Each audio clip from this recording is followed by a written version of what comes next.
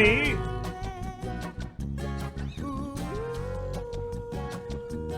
Island Girl.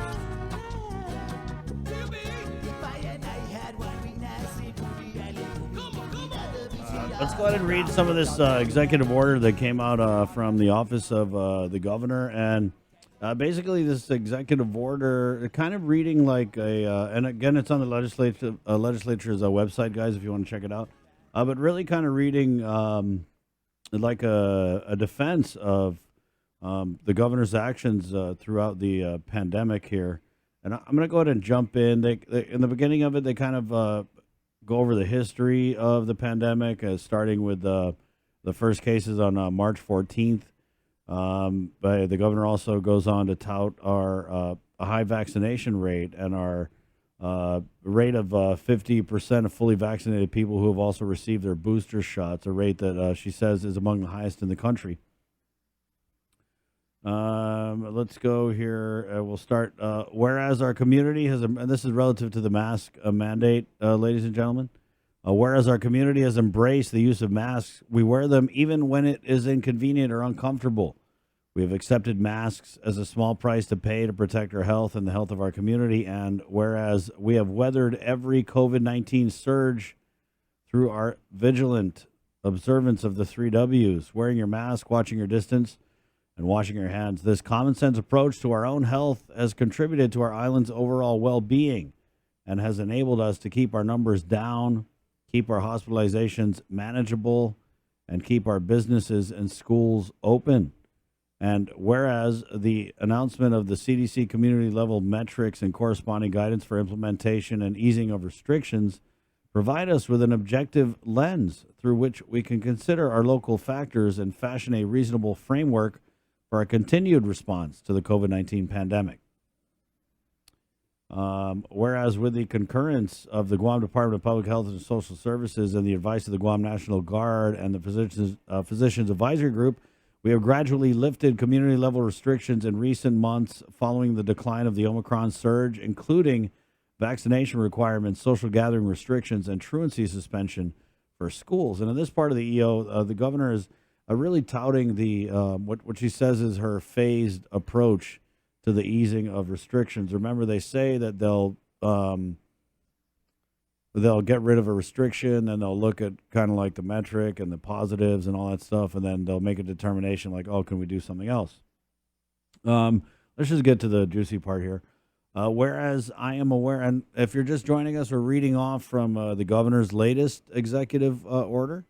She dropped a new EO yesterday, and this one, among other things, extended the public health emergency for another month until May 3rd, 2020. And also, there were some new things in there relative to the lifting of mask mandates when we reach a determination of low risk, and this is in line with the CDC parameters. So according to this EO, when we reach low risk status with the CDC, and 2 weeks after that, the mask mandate would be lifted.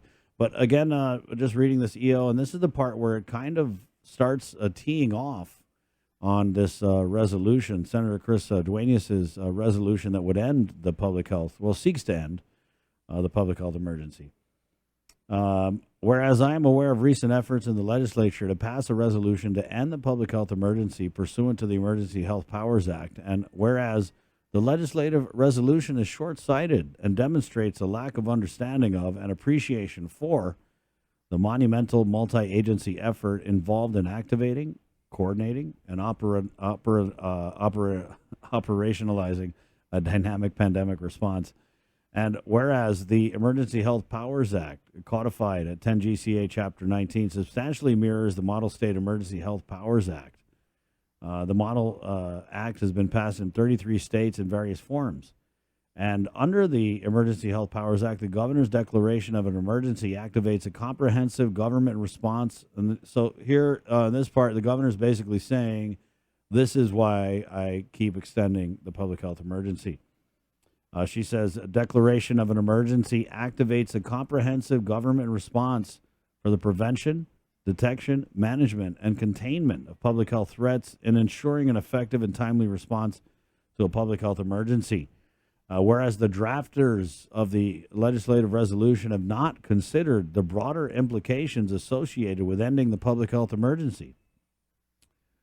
Whereas the Emergency Health Powers Act is designed to facilitate a rapid and flexible response in light of the community's needs during a public health emergency. The EHPA has enabled us to coordinate critical services during this emergency, including mass testing clinics, mass vax clinics, and ultimately treatment clinics. It has empowered us to identify issues affecting more vulnerable populations within our community and direct resources to address them. It has enabled us to fill shortfalls in personnel by pooling healthcare providers from other agencies to assist in our response efforts. Whereas under the Emergency Health Powers Act, I have issued numerous executive orders to address diverse issues related to the pandemic that fell outside the scope of direct medical response, including the prohibition on price gouging, the authorization for overtime to our overextended government frontliners, and the waiver of licensing and permitting requirements for additional healthcare personnel assisting in the performance of vaccinations, treatment, examination, or testing. I have ordered that government agencies, including the legislature, may hold public meetings via teleconferencing. I established and ultimately suspended a moratorium on foreclosures and evictions, implemented differential pay processes for essential employees in close proximity to infected populations, enabled public health to establish temporary guidance, allowing for importation and distribution of COVID-19 commodities, and temporarily suspended examination requirements for our teachers. Okay, so here we're getting into this part of the EO from what I had read, and I'll read it out to you guys. Basically, the governor is saying that she needs an emergency declaration so that she can utilize the Guam National Guard, which I activated, and I'll read from the EO now, which I activated pursuant to the Emergency Health Powers Act. They have proven to be an incredible resource during the pandemic, helping further focus our efforts efficiently and quickly, organizing and executing critical missions to ensure the success of our pandemic response. They are federally funded until July 2022, but are not otherwise activated for state duty outside of the public health emergency that the sponsors of the legislative resolution seek to end. The majority of our guardsmen serve other duties when not on active guard duty, and mobilizing and demobilizing these forces requires time that we simply do not have during a pandemic. The legislative resolution does not adequately account for the impact that deactivating and reactivating would have on the lives of our guardsmen. And let's go move ahead here to, there was a part about the spending of ARPA funds. The governor in this EO said that just because you guys lift the public health emergency doesn't mean that you'll have control of ARP funds. She also, here in this part, she says, whereas ending the public health emergency would have a significant impact on another type of federal aid our island currently receives, Supplemental Nutrition Assistance Program emergency allotments. In March 2020, Congress passed the Families First Coronavirus Response Act, allowing the U.S. Department of Agriculture to issue emergency allotments to SNAP recipients during the COVID-19 pandemic. And basically, I believe, well, here you go. Whereas Guam is approved to receive an average $2.3 million in monthly emergency allotments under SNAP, which affects over 15,000 households in Guam. It's true that states such as Florida, Idaho, Arkansas, and Montana have stopped issuing these emergency allotments, but it cannot be overstated how critical these funds are to our indigent population. This aid is important to recipient families and is important to me. If the sponsors of this resolution intend to proceed without resolving the SNAP emergency allotments, they should be held to account for their decision to cut off this aid to thousands of our most vulnerable families during a global pandemic. Well, yeah, and there's also a part in there where the governor had said, basically, and I'm paraphrasing here, guys, she basically said if the senators wanted to end the public health emergency, then they should have come up with legislation that would keep certain parts of it in place. And so she basically like kind of passed the buck over to the legislature and said, hey, if this is what you guys wanted, you should have prepared for it. The EO is about 8 pages. Again, you can find it on the legislative website. Here, Rosemary Laguatnia comments, sounds like a campaign speech. Well, Rosemary, it's an election year. It's 7:10. Minority Leader Senator Chris Duenas joins us now. So this legislative resolution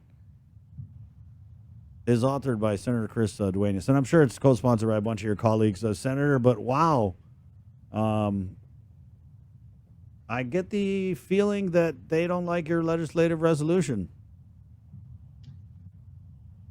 Biba Mr. Moru. Biba. Go ahead, Senator. Let us have it. Biba Bobak, Biba Joser, Biba Tautaguahan. Buenas and off a day. Good morning, Senator. You know, Chris, there's a lot of whereas clauses that she left out if that was the road the governor was going to go down.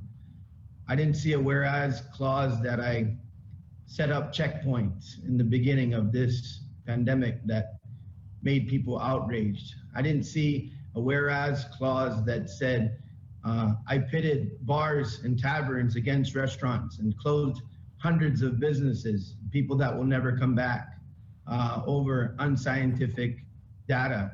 I didn't see a whereas clause that said I accused unvaccinated people of being the reason for the pandemic. I didn't see a whereas clause that said every time I've set a parameter for lifting restrictions and giving you back your freedoms, I moved the goalpost, and on and on and on. We are 2 years now into this public health emergency. I've served 2 governors, and I think I served well. I have been a part of crafting numerous executive orders, and I've never seen anything like this.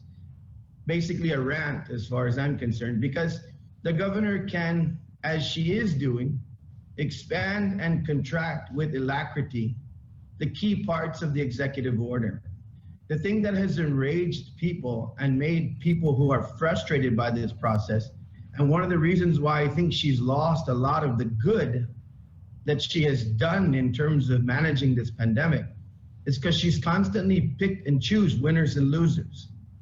And you're going to hear that tonight. You're going to hear that from a lot of people who either lost their business, who went down to the governor's office and asked for consideration. There's going to be a presentation tonight by an individual who will show a FOIA request that has been put forward that asks very key questions, including information supposedly provided in this executive order on why certain things have happened. And they've asked now for an extension until April 12th to answer these questions. That is unacceptable, Chris. As the governor of Guam, you've got to understand, yes, I believe what's going to come out tonight from certain physicians and other medical groups is this is a pandemic of a fragile healthcare system. I can understand that. I can relate to that. I fully understand that there are huge challenges with our Guam Memorial Hospital, that there are huge challenges in terms of the healthcare of our people and the condition of our people in terms of a lot of individuals who are vulnerable with comorbidities.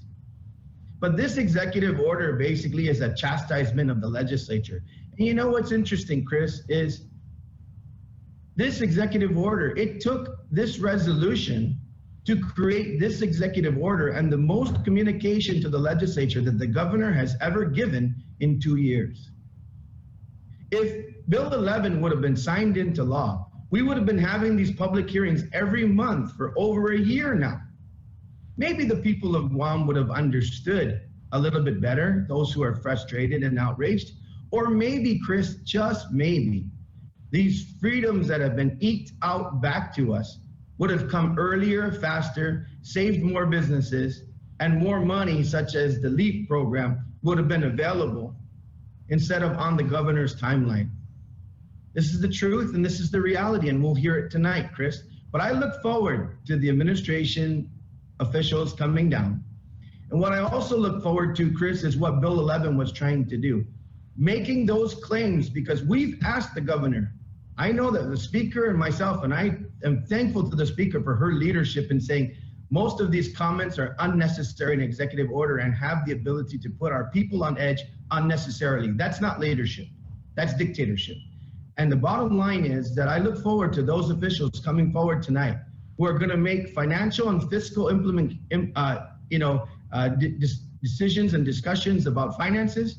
And I will ask the Sergeant at Arms to put them under oath, because I believe that is what's been trying to be avoided here. And you're right, Chris.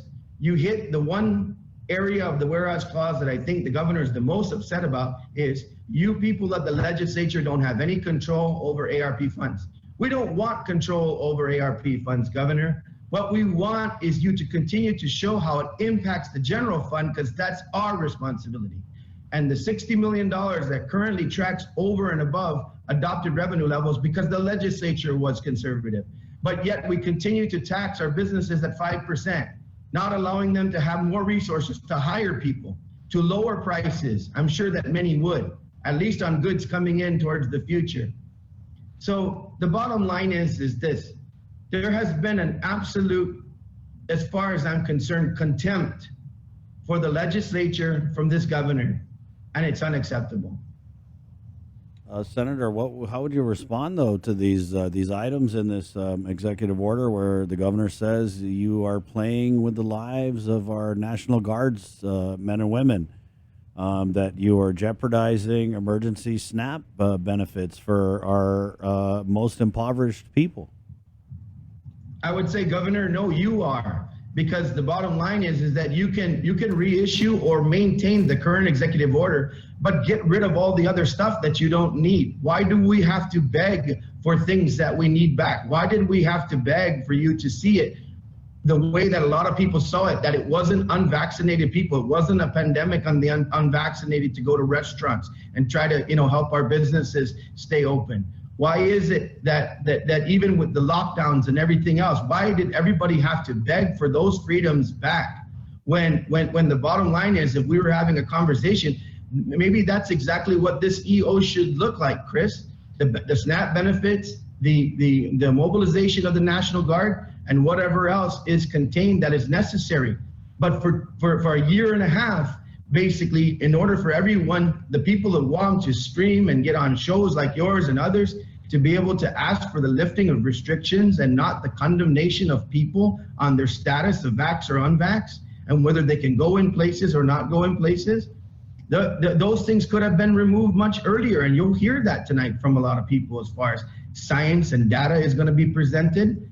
And also just the public discourse that there is a business community out here that coexists with the health community. But no, I knew it would always be a threat. I knew that would always be. We asked for that black and white for so many times between the speaker, myself, others that have talked to the governor. Then there was never a production of this is exactly what happens here. And in our resolution, it cites the Stafford Act. It cites the federal law that basically under the federal emergency allows for expenditures of a lot of these funds. But you can do carve-outs, Chris. Leadership doesn't, say that because of these two things, I need to do these 15 things. That's not right. And that's the purpose of a legislature. That's the purpose of a co-equal branch of government. How much testimony are you anticipating tonight? Because I heard already there's several hours worth of people signed up. Yeah, I'm sure. There's a lot of pent-up energy. Like I said, once again, going back to Bill 11, I'm not going to stop touting that because that is the most responsible. What's interesting, Chris, is when the governor had absolute disdain for the public health emergency powers and took to court, the issue over quarantine. And even on Bill 11, basically said, you can't modify that law, so we have to come down and present to you for the extension of emergency. Yet, in whereas after whereas after whereas clause in this executive order, Chris, she wraps herself in the law. This is a governor who I know has absolute disdain for that law and says it doesn't apply to her, but yet now wants to embrace every portion of it.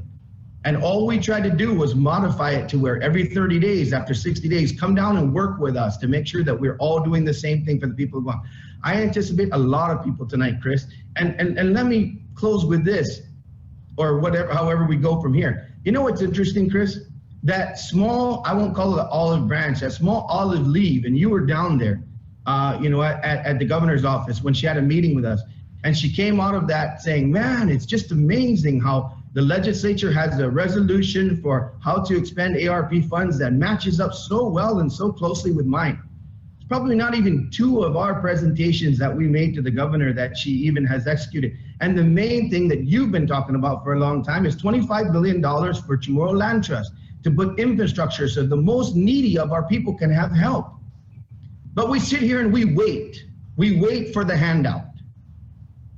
That's unacceptable, Chris. And I think that's exactly what she's the most mad about, is that explanation within the executive order saying, you guys think you're going to have power over federal funds when you get rid of this, a public health emergency. I got another thing coming for you. You don't have power with that money. We don't want power over the money, but the people want that money to help them the best. Help Chamorro Land Trust. Give $25 billion to put infrastructure so we can start building at least dignity of a small home to put a roof over their head. I expect a lot of people out here, Chris. Senator, let me ask you a hypothetical, because you're mentioning Bill 11, and this is the bill which would require, like you said, was vetoed, but which would have required the governor and I guess like her people to come down to the legislature and basically present to you guys and say, this is why I need to extend this public health emergency, right? Right. Many other jurisdictions too, include Hawaii. If you go and check out Hawaii right now, their state legislature is fighting back. They're modifying their public health emergency powers. They actually didn't have a provision that allows for it to be shut down. That's, I think, going to pass unanimously. I've gotten a lot of good feedback on that. So you look at that, and then also they have 60 days in terms of the, when the governor first initiates an emergency, 60 days, and then after that to come and report to the legislature proposal as well. Yeah. But yeah, I mean, I just think it makes sense. I mean, like I said, I served in 2 administrations, and one thing that the governor always said to us, at least the 2 governors that I served, Governor Calvo and Governor Camacho, you go to the legislature, you don't avoid the legislature, and you better go down there prepared. And so the bottom line is that, look, if all this information is readily available, what's so hard about coming down for one hearing and talking to the legislature, outlining what the needs are? Like I said, there's just been an absolute, disdain for having to answer to anybody. And, Chris, you know this, the people of Guam speak through the legislature. Yes, they can go on a radio show. Yes, they can call in. Yes, they can email, whatever else. But the full attention is put when the legislature is in a session or is in a public hearing. It gets reported heavily. People feel empowered because they're at the legislature speaking their mind and saying what's on their mind and asking questions. And I just think that that's what this administration doesn't want to do. They don't want to answer. They just want to do what they want to do. But Senator, going back to that, your Bill 11, so just theoretically, if we were in one of these surges that we saw where, it was a lot of deaths, a lot of cases, do you really think that the governor would have had time in her response and all the pivots that they had to do during these surges to pack up everything and head down to the legislature and plead her case with you guys? I'm just playing devil's advocate here because that's what she would have had to do if your bill became law. And so in the midst of these last couple crazy surges that we've seen, if your bill was law, do you think that would be the best thing for everyone if the governor had to stop everything to go down to the legislature and be like, oh, can you guys please back me on this public health emergency? Because I know you said before that you guys would have been accommodating, but you're just 1 of 15, you know what I mean? And I could easily see any of these hearings where she's going to you guys and saying, I need to extend this thing, turn into a huge circus. No. I mean, if that's the case, then there's an election that comes up soon, and the people can just boot people out who do that. The fact is that I think that senators are smart enough to understand. They're starting up to get information that when there's a middle of a surge and something is really an emergent. Pretty straightforward when you can see something's going on, and the governor shouldn't have to pack up a whole bunch of anything. I mean, I have a huge executive branch of government. A couple of people could come down from the physicians group and just say, look, this is, we need to do this because this, that, and the other, and it's done. Any monkey who would sit there and try to play around with that really has no business being in the legislature. But it's the subsequent months to that. It's the subsequent, situation that started to bear out. And it also was, talk about having time on your hands. It also was the constant, vilifying people and their behaviors that I think really made people angry. pitting businesses against each other, pitting vaxxed against unvaxxed. You're the vector, not the victim. I mean, these kind of things, that kind of rhetoric that came out from the front office, they had a lot of time to sit down there and pen nasty, press releases, but not enough time to come down and talk about what's going on. I follow a lot of the doctors, Chris. I follow Dr. Wen. When Dr. Wen finally, said enough is enough, was exactly that. When we were being pitted against each other, and he was trying to say, Governor, use your emergency health powers for health reasons. Use it for reasons that continue to allow you to shore up what you need to do. Expand and contract as you need to. That was the physician advisory group top guy. He quit. And he walked away from what he saw, I believe, was an inappropriate continuation of the public health emergency. So it's not just us. I mean, there are many professionals out there in the medical field and in other fields who have seen that, yes, under emergent times, and I want to continue to congratulate the governor on a lot of good things that were done during this. But I also want to congratulate the people of Guam, because Chris, it's us that did it. It's the people that played by the rules. On Guam, we're pretty good about that. I still wear my mask everywhere I go. I'm an unvaccinated person who has natural immunity. But when I go to a restaurant and whatever else, I sign in. I was out of restaurants for 7 months. I didn't care. I mean, I did my part. I didn't even try to go into one. But I sign in, I put on my mask. All those restaurants and those businesses that keep their regulation in place, I respect it. I'm not the guy that's going to walk in there and go, oh, no way, I'm taking off my mask, No, I respect the fact that you want to protect other people. I respect the fact that people want to be protected. But that's the business's decision. That's the decision of any establishment that wants to do what it wants to do. But when it's the heavy hand of the government constantly not reacting to the fact that there are changes in our community and sometimes hidden agendas under hiring and procurement, and that is something, Chris, that I know you hear about as well. And Guam is a very small place. People talk all the time. And the fact is there's a lot of anger out there with regard to a disproportionate use of funds that people believe. And there's a lot of anger from a lot of businesses who felt that they're on the verge of having to close their doors because the government was not reacting properly, to include the Chamber of Commerce, who has penned a lot of letters with regard to this emergency and a lot of letters that in terms of how the government is handling money. Right. Senator, I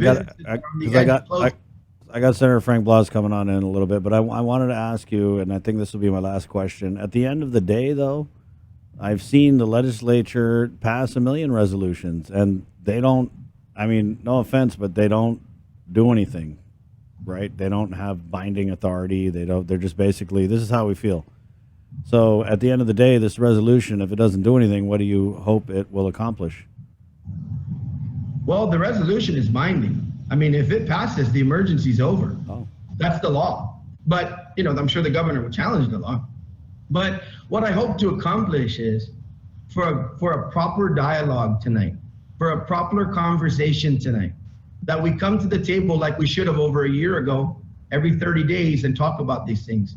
And a proper dialogue that says, Governor, we want to work with you. But these community members who are going to come out and testify during this hearing, they're going to have voices that you might want to listen to because you might not be seeing the entire picture. What I hope is that the governor and the administration realize they need to work closer with the people and work with the legislature when it comes to these critical decisions. I do not, and I will not ever undermine the power of the executive order. What I will question is the content of the executive order. The governor does not have to have a comprehensive, full-blown executive order mandating 20 things to do 3 things. That's our contention. Thank you, Senator. Thanks, Bobak. Okay. And everybody stay safe. Good luck tonight. I pray for everyone every day. Break a leg. Not literally. Okay. Thank you, Senator. Yeah, it's gonna be. I'm telling you, it's gonna be pretty hot tonight, guys. I'm hearing, like the senator said, we're expecting hours upon hours of testimony tonight. Here, I'm hearing that the Physicians Advisory Group will be out. I'm hearing that the governor's cabinet will be out, and I'm also hearing there are going to be many members of what is called the public in attendance. The people, because they've lifted a lot of the restrictions at the legislature, so you can come and you can testify in person. All right, that's today, 5:30. It's 7:30 right now in the morning. Welcome to the link, Gualhusi Bullback. Brought to you by Cabo Enterprises, ITN, and Jack in the Box. Let's take a quick break, sir. Okay.